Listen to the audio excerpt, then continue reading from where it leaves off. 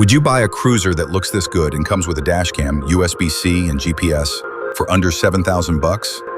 Kawasaki's Eliminator series is back for 2026, and it's not just a rehash.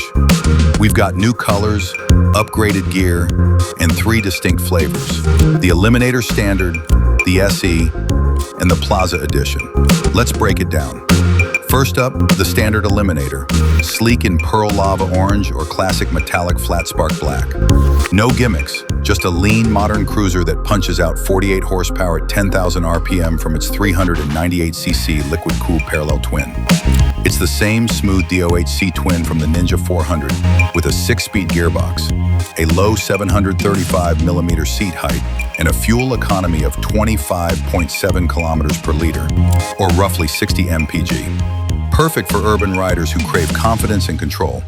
Then there's the SE, stepping things up with premium touches. A 2-tone leather seat, fork gaiters, headlight cowl, and a front and rear Mitsubishi Sanko dashcam system with GPS. It even packs a USB-C power port, ready for the connected rider. New for 2026, Urban City White joins the lineup, bringing a clean, contemporary look.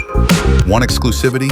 Meet the Plaza Edition, a special red-on-black color scheme, same tech as the SE, but sold only through Kawasaki Plaza dealerships in Japan. It's got all the gear, dashcam, USB-C, but keeps the design closer to the Standard. And the price tags?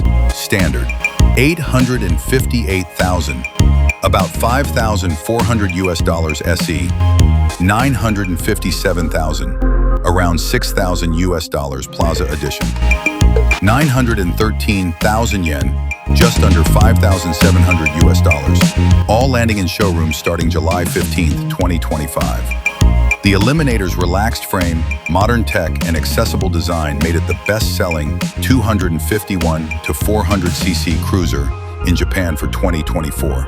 And for 2026, it's only getting better. So which Eliminator fits your ride style? The clean Standard, the feature-packed SE, or the rare Plaza? One thing's clear, Kawasaki's not playing it safe. They're cruising ahead.